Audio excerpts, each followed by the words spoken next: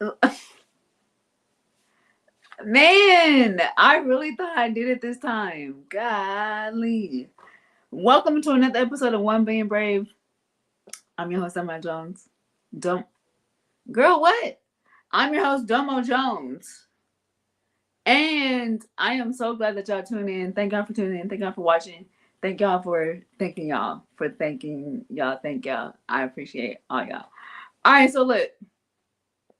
My spirit is a little vexed right now. I'm a little irritated if you can't tell. Like, my level is not on it's not high right now because I'm a little irritated.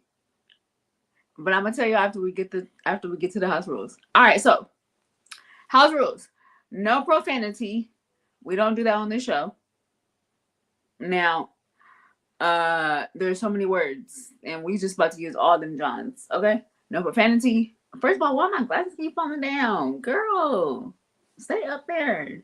Enough's enough. No bashing of race, religion, gender, politics, or sexual preferences. Why? Because from one blood, he made all the nations. So we all kinfolk. Like we cousins, we aunties, uncle, all the above. You feel me? All the above. And all y'all invited to the barbecue and tell them I sent you. It is what it is. That's just it. That's it. That's all. Also, this show is called 1 Billion Brave because it represents the 1 billion people of the world that have a disability and or medical condition. So, y'all already know what I'm about to say. Y'all know. Get you one of us in your circle. Don't get you me, but get you one of us. Because the disability slash medical condition community, top tier. Like, after that tier, go on top of that. We up there. Period. Like we're just top tier, and I love it. I love to see. Also, you're welcome. Because I'm telling you now, once you get one of us in your circle, you're gonna be like, dang, bro, why ain't nobody told you? I been told you. I been done been.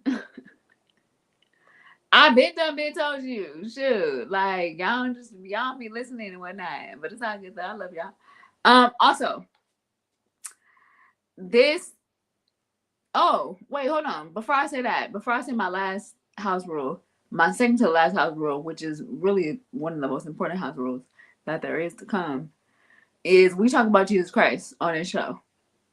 Yeah. And two, and two, true to you. Okay, yeah, it sounded good, but I guess you know what that means. Okay. Yeah, we talk about Jesus Christ. I mean, no if ands or buts about it, and it's all good to those that don't. But as for me at my house, or as for me in this show, that's what we're gonna do. Uh-huh. Yep. Uh-huh. And R. Now this is the last rule. This show is one of the very few shows that has a hostess with a disability that interviews guests with disabilities and or medical conditions. I totally forgot that there's a comment section. See, Gabe. Gabe, where you at? We got 2 more weeks of Gabe not being here. Sheesh. Oh, how we miss Gabe. I'm gonna get to the comments. Hold on 1 second. Let me finish this out. All right, so this show is one of the very few shows that has a hostess with a disability that interviews guests with disabilities and or medical conditions. So, with that being said, comma, Lady O, Tyler Perry, and Ava DuVernay, y'all should already know. Like, I'm coming through to see you. Bars. I'm gonna roll tonight. I'm coming through to see you. So make way. You feel me? Lady O, we're gonna chop it up one time for the one time.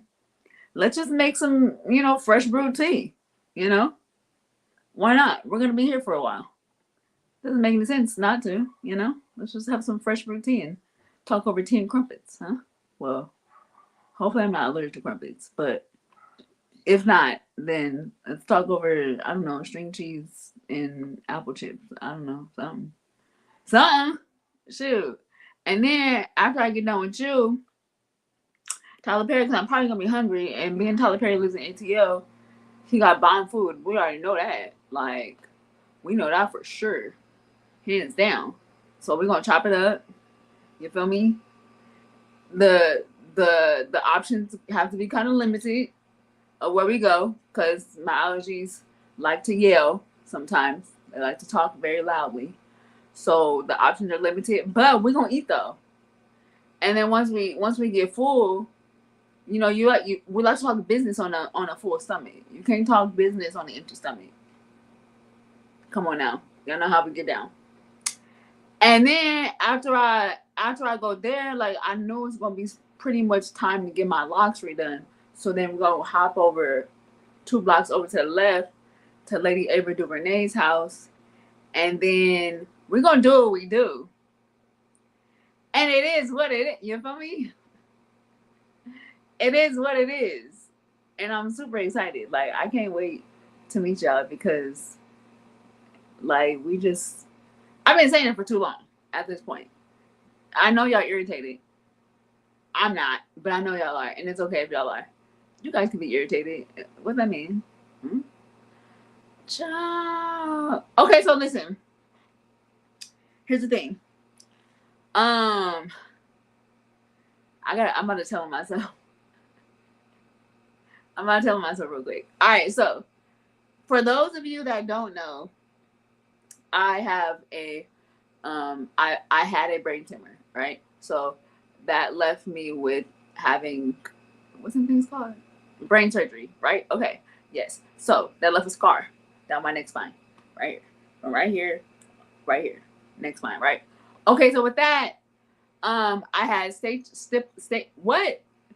Girl, talk slow so that people can understand what you're saying. You ain't got time to be stuttering. I had staples and stitches, right? I have both. A 2-for-1 special. Okay, so I have a very heightened fear. I mean, the fear is heightened. A very heightened fear that necklaces, the hook of the necklace is going to scratch and or open up my scar. Like, that's the biggest fear that I have. Now, here's a disclaimer. I had surgery when I was 14. I'm 36. You do the math. That doesn't matter. The fear is still there. If you look behind me, all this are all necklaces, full of necklaces. Do I wear them? No. I don't wear them at all. I got like 75 pair of solid necklaces. Do I wear them? No. Because the fear is so strong that one of them things is going to attach to the back of my neck, and then I'm just going to be out in the open with a whole gash. That's just what it is. That's what I feel. Take it. That's just what I feel. Now, here's the thing. I was trying to get over my fear. Like, Domo, girl, it's been like 22 years. Girl, get over that fear, right? So I was like, all right, let's get like an everyday necklace. Like, let's get like a real cute little dainty necklace. But I want it to be kind of like, better like custom. So I got a little chain necklace that's a walking miracle. All right, cute. So bomb. Like, come on, every day. Some real light. Boom, boom, boom. Now, the fear crept. And it crept heavy. And when I say it crept, I felt that hook on the back of I did a solid 2 weeks though. But I felt that hook on the back of my neck. When I say I ripped that thing off so fast and didn't even notice that I ripped it off. I didn't even know that I ripped it off until I seen the little broken pieces on the floor. That's a heavy fear. Lord, I need you to heal me from this fear. Because why are you so traumatized? The necklace didn't even weigh a pound. It was the lightest little necklace ever. And here, I ripped that thing off so fast and didn't even know. Child, that's trauma. I feel like I need therapy.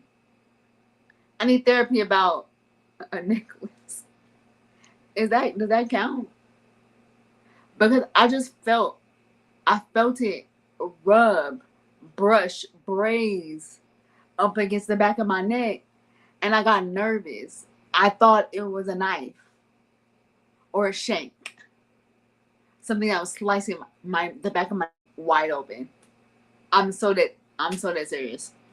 I felt like my whole neck was about to gash open, and here I go, have to go to emergency. Don't judge me, okay? But that's my story. I'm sticking to. Y'all pray for me. Y'all pray for me because I be having some real life stuff going on. That is trauma. That necklace was traumatizing. A little baby chain, child. No, mm-mm. Y'all pray my strength. All right, so I am super excited for my next guest. Um, I am very grateful, and when I say very, I mean very, because this was a very last minute switch. My previous get girl, these hiccups not about to ruin the show. Is what they not about to do. Okay. Um, my previous guest that I had, she unfortunately had to reschedule. She had some um car issues that she had to work on, and I totally understand. But I reached out in one of the groups, and I was like, "Yo, I need some, I need, I, I need a filler. I need someone."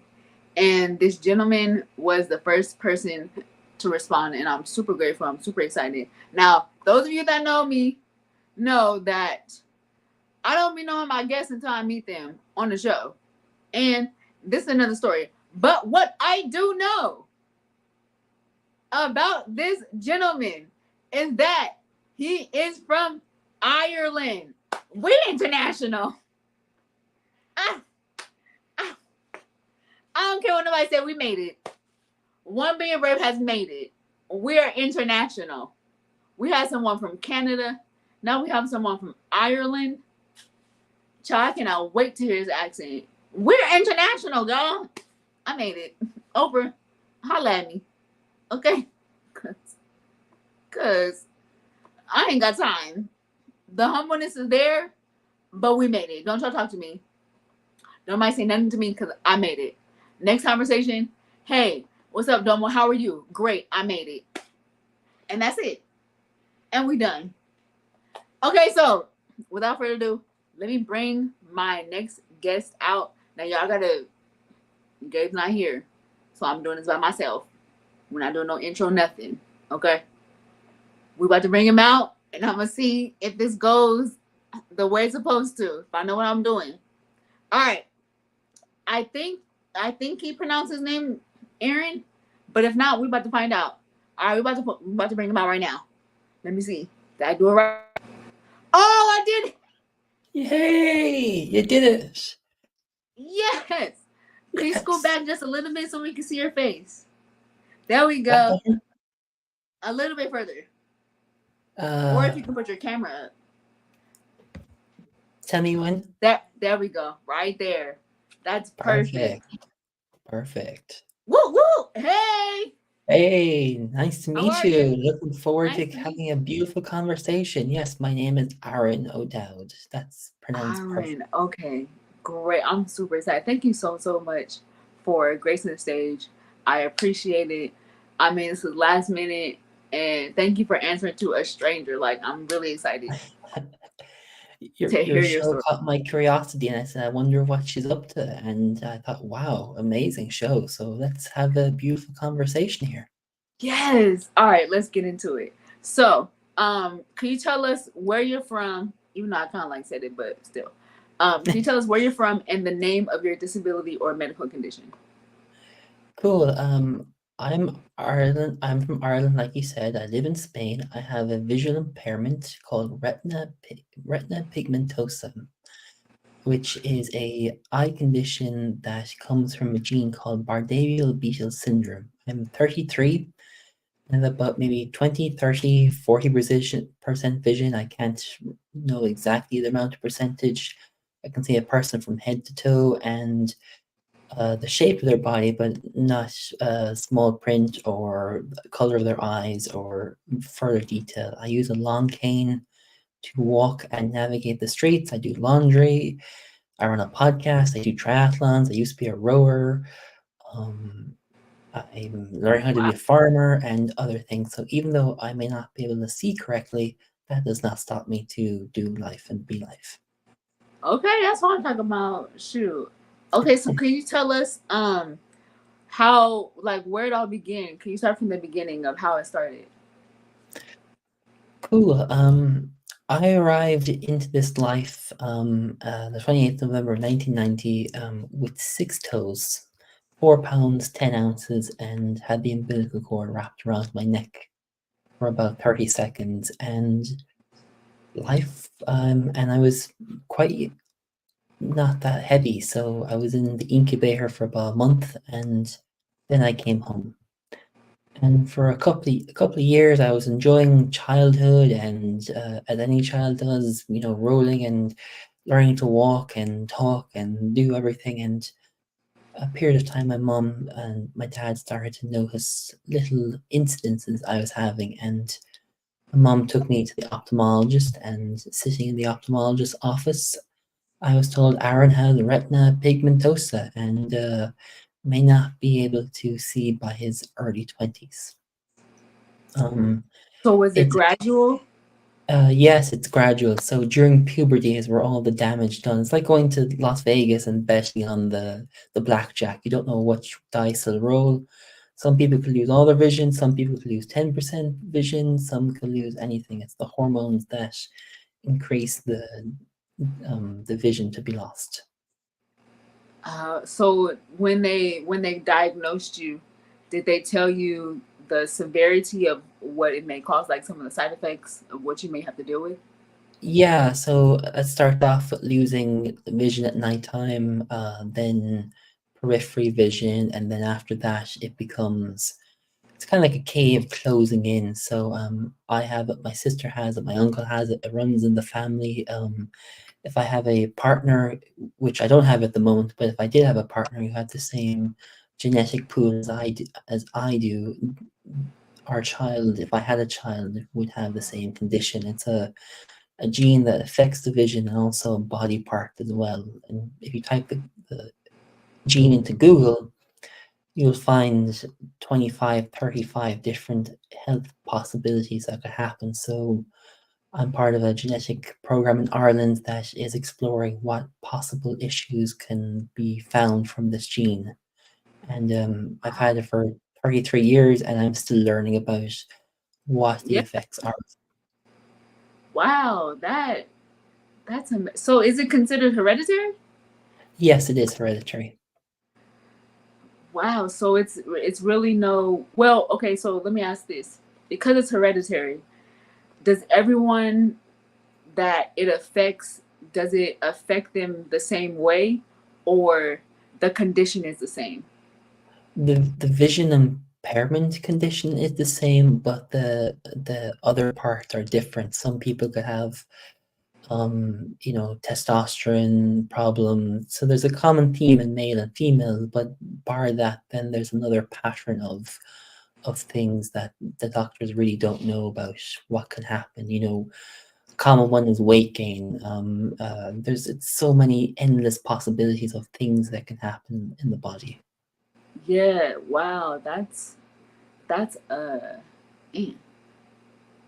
that's amazing. So for you, like as you're learning this, wait, before I say that, let me acknowledge everyone that's watching right now. Becca, love you. Hi Dad, love you. Elijah, what up, bro? Love you. Pam, Miss Pam, love you. Mom, hey, love y'all. Thank you guys for tuning in. So for you as now, and you did mention that you're still learning this, so now that at that point when you found out kind of what you had and you were able to set in it, um how did you learn how to maneuver, how did you learn how to work with what you had? Did you have to change your lifestyle at any point? Um, yeah, my lifestyle has always been changing. With the visual impairment, it's adapting all the time. Mm-hmm. When I was, 13, 14, 15, 16 years old, I was an adrenaline junkie going down hills on bikes and mountain boards and racing dogs down hills and climbing trees and doing backflips on trampoline. Now at Right. 33, I can no longer do some of that stuff. So I have to have a guide if I want to do triathlons, or when I used to row, I'd have to have a guide or someone with me in the team. So as I grew up, there were limiting factors of things like no longer can play video games, as I had a love for video games. And so, um, you know, like I said, I'm 33 and I'm gradually losing maybe 1 or 0.5%. Depends. So every year I get checked up, but Mm. I think So it's part of the journey that I'm here to do, is yeah, to yeah. learn what it's like to be having this. So have you ever been told that you needed glasses or to kind of help the vision, or have you ever been told that you needed to learn braille? I've worn glasses. Now I'm at a stage where I can see, but glasses are no longer a aspect. Mm. So an example is I use an iPhone. In the iPhone, it's text to speech software where I navigate how the text, YouTube, whatever it reads out on the screen for me. That's one thing I use. I said I use the long cane. I use the feeling in my hands. I know a bit of Braille, but I never learned it to a point where I needed it to learn, because I still have enough vision to see and read Right. and write. Or I'll use text to speech in my laptop or my phone, or I'll use an app called Be My Eyes where I can call someone in the app, and someone in America or Australia will answer and say, "Hey, I need to put my washing machine on 90-degree cycle to clean the washing machine. What cycle do I use?"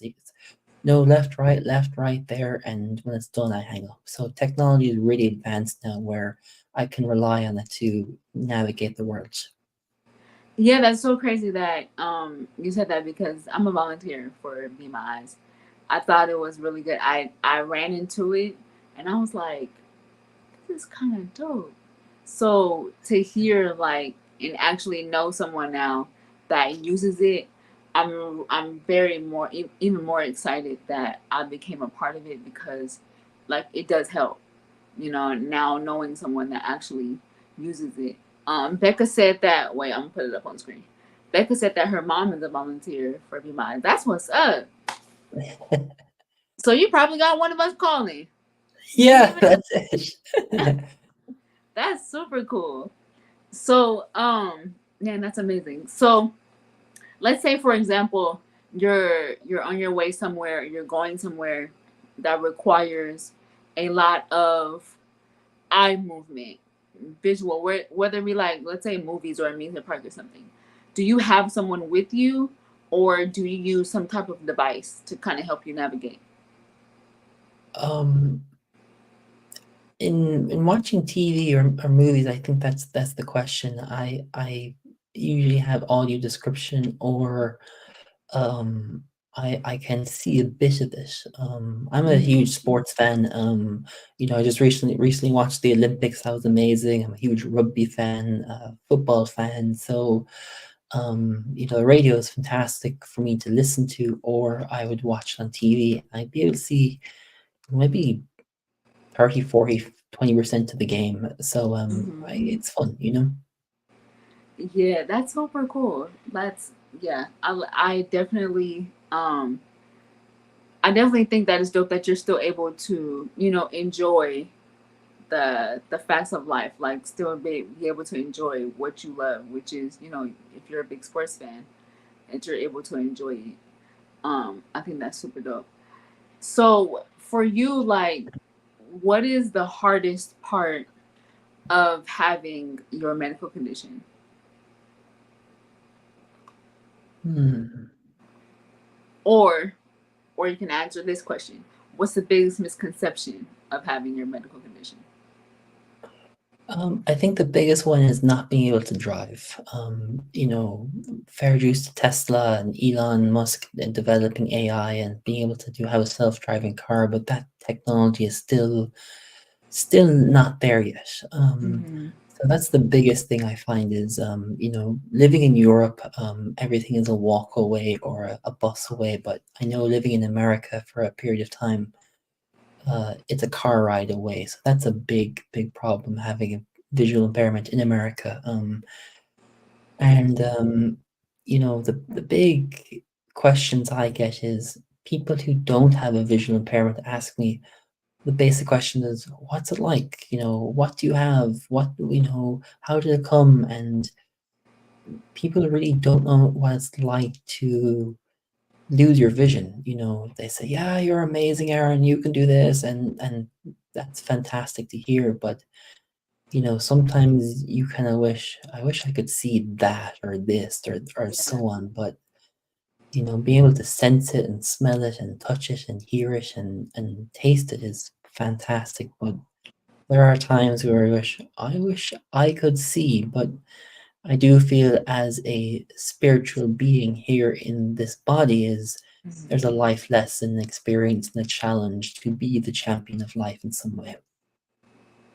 Yeah, I definitely agree. I think that, sometimes we wish we had something that we, want to experience, but I think in retrospect, for you as an example, your vision impairment, it represents you, and you're unique, one, but two, like you said, like you haven't let that stop you. Yeah, you use, your devices that you may need, but like you say, you do laundry.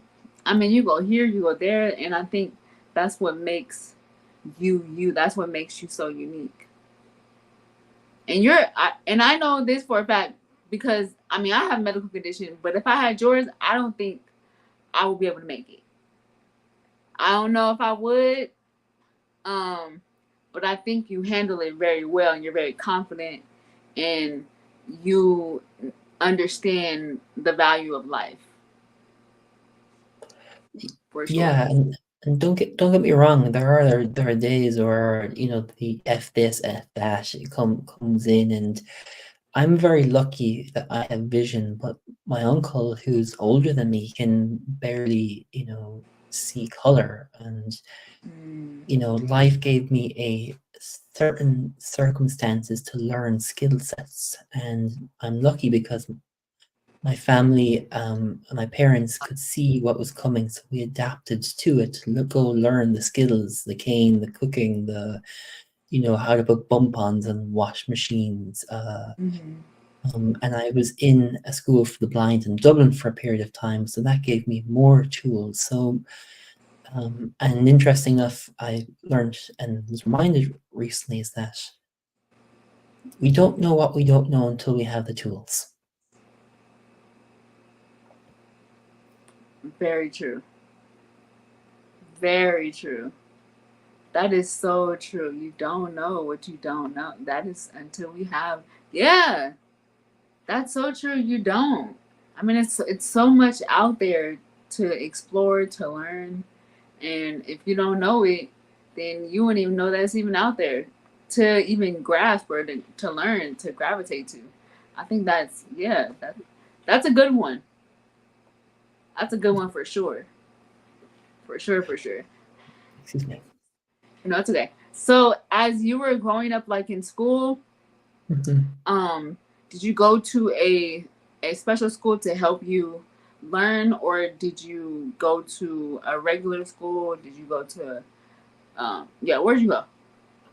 Um, I've lucky enough, my dad worked for a big company in America, and we got to travel around the world. And I spent 6 years in elementary school in America, and then we moved to Taiwan, and my mom homeschooled me because the Taipei American school wouldn't accept me because of my visual impairment. And then I came back to Ireland, and went into the mainstream education school for a period of time, and then I finished my education in high school in a school for the blind in Dublin, and that Wow. that So out that of all the places that you went for school, Mhm. which one did you like the most? Hmm. Everything had its pluses and minuses. Like in life, you get your positive and negative. So, probably elementary school in America, I was, learning and being a child, and also dealing with the fact of beginning to lose my vision. In homeschool, I was a bit older, and got the curiosity of reading and literature and maths and curiosity for knowledge, and then probably in the two schooling systems in Ireland was more about learning how to advance in education. Yeah, I totally get that. That's cool. Yeah, everyone, every stage has its own ups and downs. I get that. So now, you're learning and you're continuing to learn about your condition. What is something out of the box that you either want to do or that you want to become?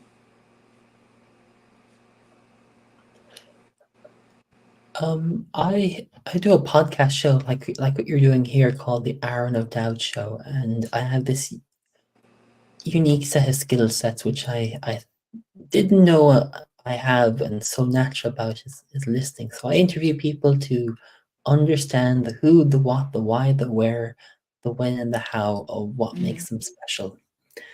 And I just love it because I get to sit down like what we're doing here and having those deep dive conversations to understand what makes them the superhero. Mm-hmm. And the reason why I use this term called the superhero is because having a disability allows the individual to see a different world. And the muggle of the world from Harry Potter is the person who doesn't have the disability can see, what makes them special, what understands. But in going through lockdown and 2020 when the world decided to shut down, I realized, hey, everyone has a disability. What makes them unique and special, and the geniuses in the world? So I run the podcast show. I'm a massage therapist. Um, you know, I just love using my unique abilities and senses that the visual world can't identify for, and blow people's minds away of, wow, he can barely see 2 inches in front of him, but he can fix my knots, or he can ask questions that can, let me think about that. And Right. that's what I love about life, as well as being an athlete and training hardcore and racing and so on. So that's it. That, yeah, that is cool. I mean, because you have a unique. I mean, pretty much, don't let the disability fool you. I say that for everything. I say that all the time because, like I said, for a house rule, like we're pretty dope. Like we're a dope community Yeah. for sure, for sure. So you did bring up your podcast, so I want to talk about it a little bit. How did you get Mhm. into podcasting? What made you want to create your own? A lot of things in my life come out and hit me in the head, and it's like the universe says, "Hey, you want to do this?" And it's a yes or no.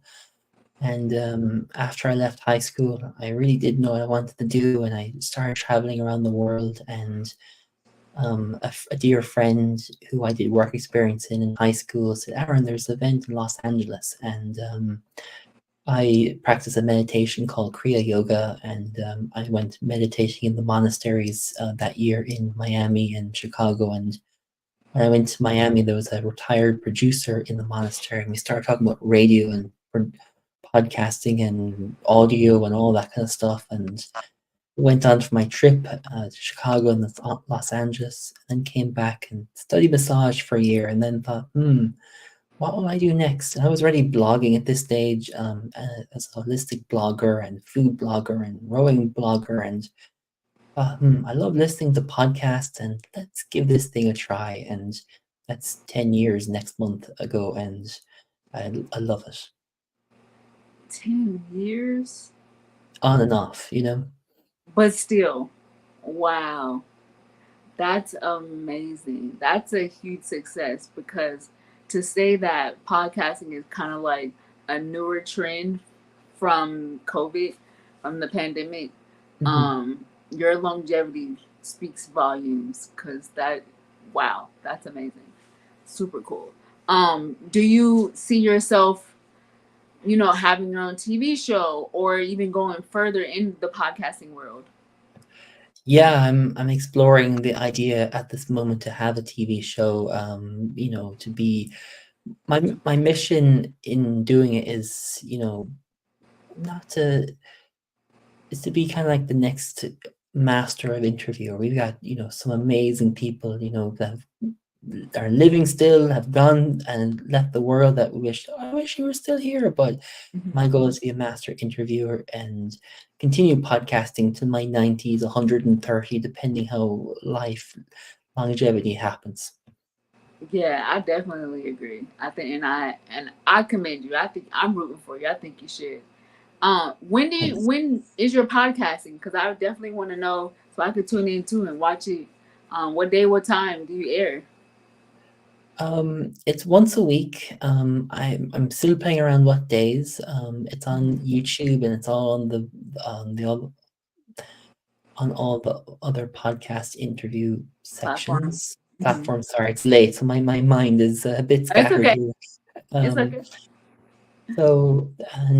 I plan to bring onto other platforms. The TV world, I don't know how, and I'm exploring through my network of superheroes and awesome people who have Hmm. gone through the experience of the School of Hard Knocks and learning how to advance it. But that's where all my podcast is right now. That's cool. Yeah, I'm definitely going to. The name of it? Could you say the name of it one more time? The Arrow Dowd Show. Aaron Dowd. Okay, perfect. Yeah, I'm definitely going to tune in because now I'm Cool. invested. Now I'm interested. So let's pivot real quick because you also did mention that you're a massage therapist. So Mhm. how did you get into um massage therapy, and have you done it yourself? Like, has it helped you in any way? I love massage. I've done holistic massage. When I say done, I've on me holistic massage, myofascial massage. I'm an athlete where I push my body to the limit. So I Hmm. really my journey of holistic therapy started in 2008 when 2008 2009, and I had broken a record in rowing in the British Indoor Rowing Championships, and I went from senior and I was having problems in school. My mom said, "Hey, would you go see a psychologist?" And I nothing wrong against psychologists; they're fantastic. But for me internally, it just didn't sit right. So my mom Hmm. said, "Hey, there's a lady in the neighborhood that does Reiki. Would you give that a try?" And I was like, "Okay, that sounds interesting." My curiosity was piqued, and I got the treatment done, and my curiosity went further into this holistic world of what it is, and discovered meditation and Kriya yoga and massage. And then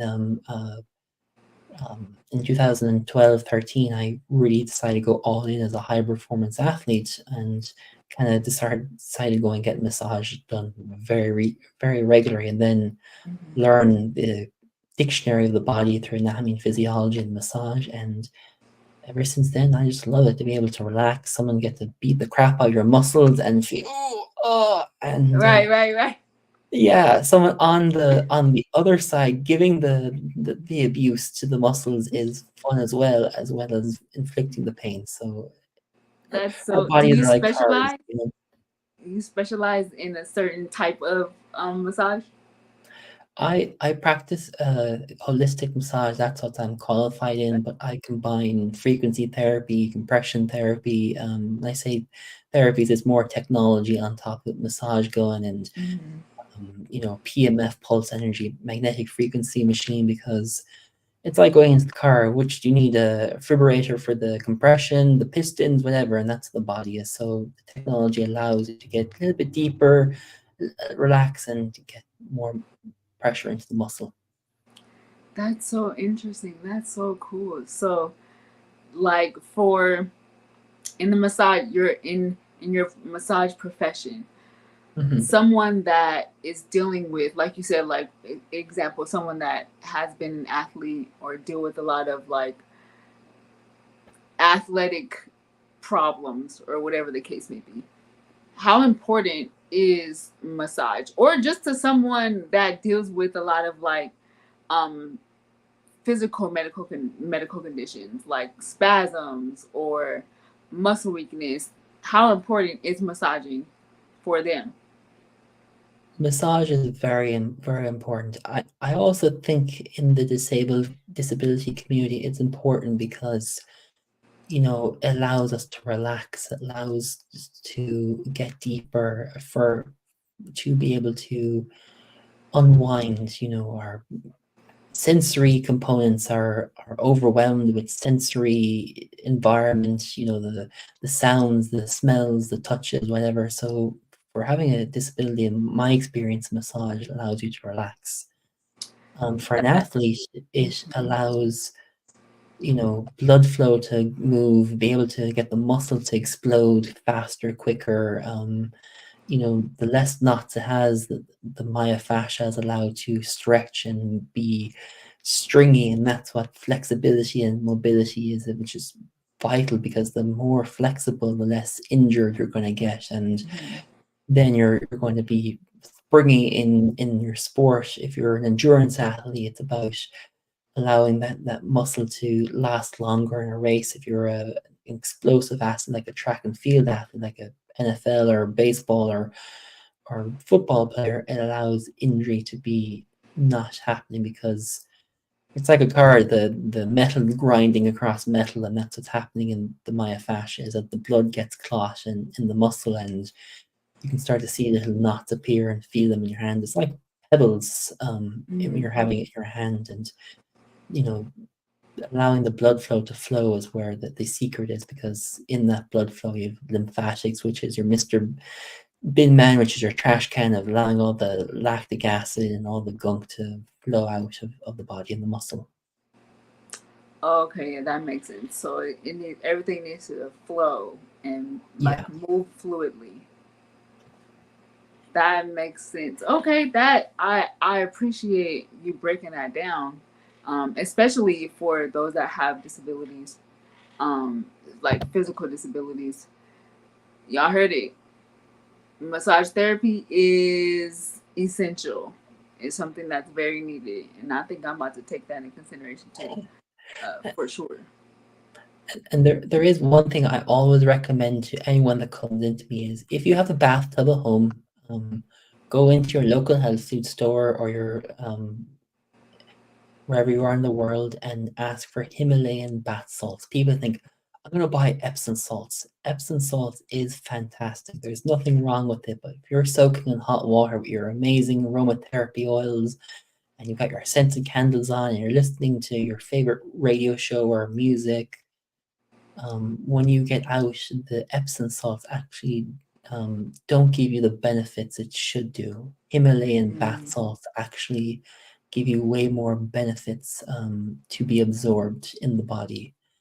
And the other thing is, when you're finished soaking in your Himalayan bath salts for about 20, 30, 40 minutes, don't rub the skin like that. Just pass down with the towel, because when you Okay.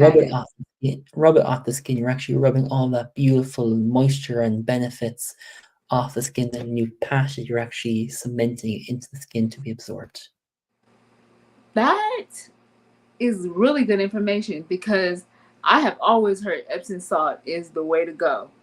Like I didn't even I did well I didn't know. I didn't know about the pink Himalayan salt, but I knew that everyone is recommended like the go-to is Epsom salt. Epsom salt, Epsom salt, Epsom salt. So to know that there's something better and how to properly use it is even more beneficial.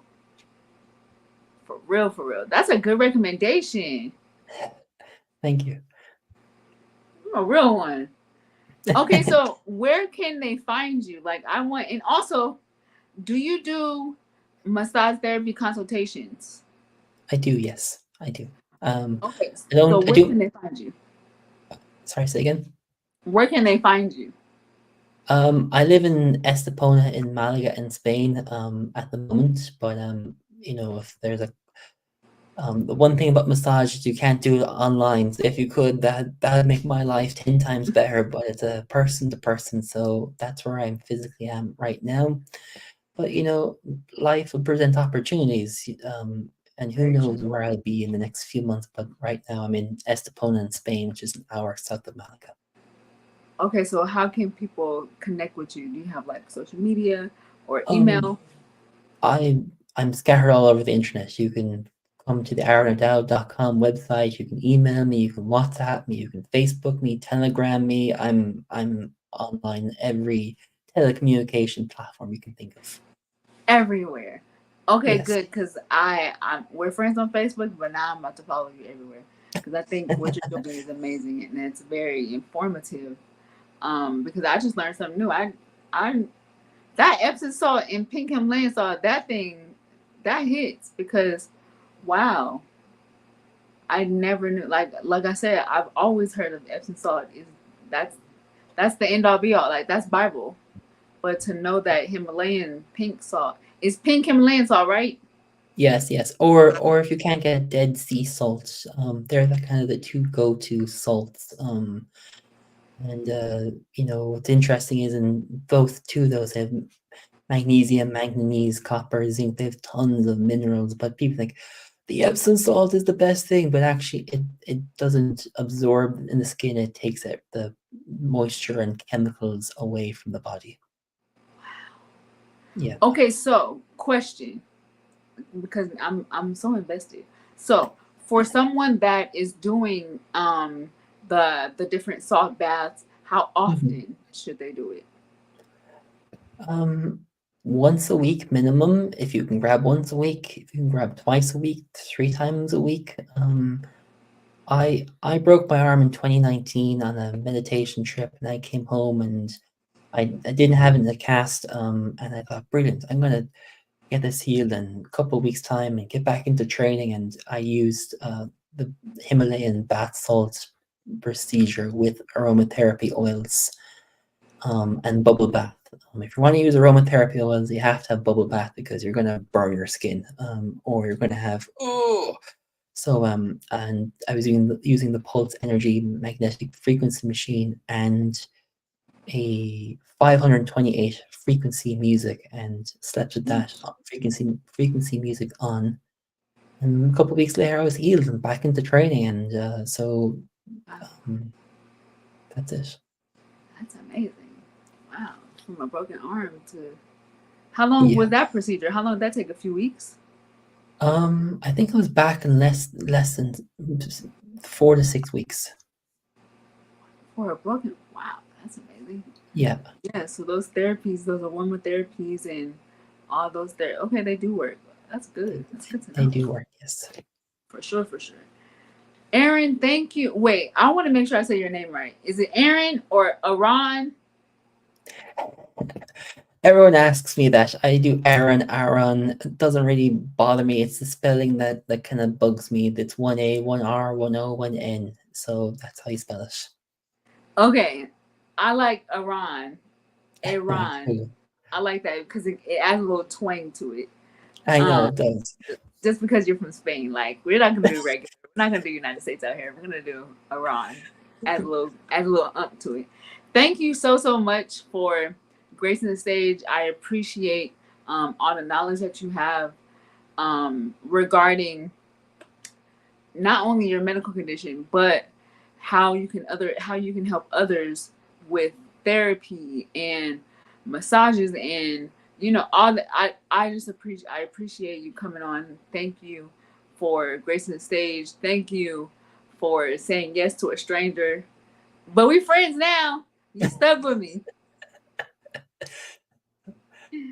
You stuck with me. I got a friend in Spain, y'all. I got a friend in Spain. Thank you so much. I definitely appreciate it. Thank you so much. And remember, you have the superpower and you're the genius. So don't forget it. You rock and it's awesome and great to have a new friend now. Thank you so much. You're so welcome. I'm gonna put you in the back. We're gonna end the show and then we're gonna be out. Let's see if I know how to do it. Fantastic. Thank you. I did it. Oh, I'm professional, but I still need Gabe.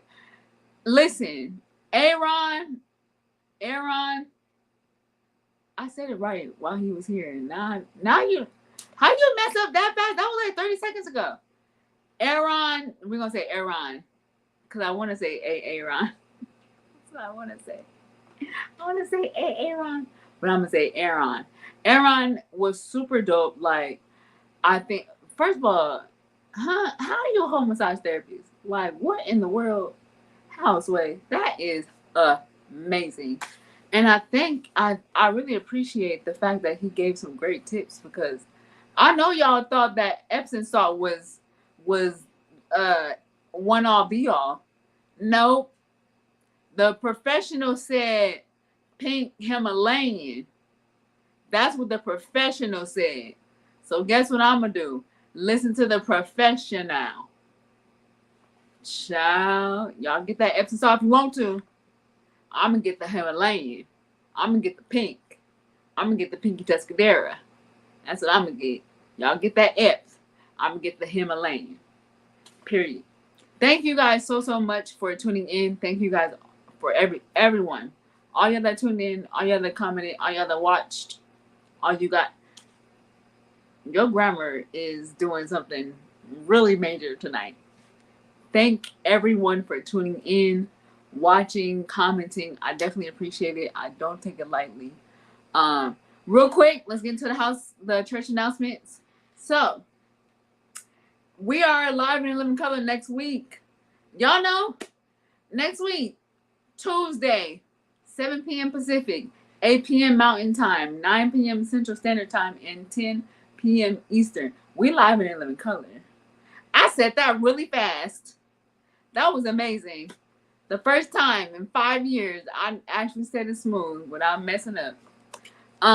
Yes, we are live in living color, and y'all gonna see what my next guest talking about.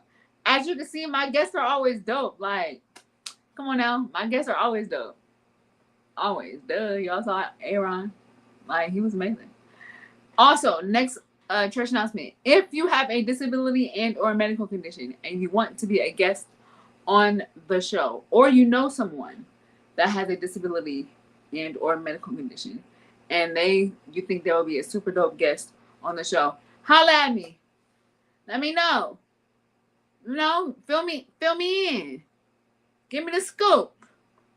Because, I mean, I love having guests and I love hearing their stories. And I think that we going for the gusto. Like how Aron said he on his 10th year, we about to be on our 10th in 5 years though. But we about to be on our 10th too. So that's motivation. He just motivated me to keep going. Keep going, buddy. And M and Will. Alright, so we out. Now, last week I did the ending right. I did the outro right. So hopefully I know how to do it right this time. I know how to do it. This is a lie, Gabe. Gabe, can you come back so you can do all this stuff for me? Because I don't know how to do all. I love y'all. Don't tune out or don't log off yet. Watch the ending as soon as I can find it real quick. Lord, let me see. Oh, wait, wrong one. Wait, hold on, y'all. Hold on. Because I think, all right, we out. Bye, y'all. Love y'all.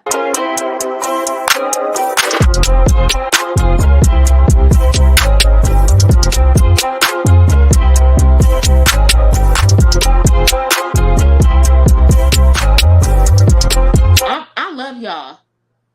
Period. And y'all better love me too. All right. Gabe, get me out of here. Y'all already know what to do. Until next time. Love you.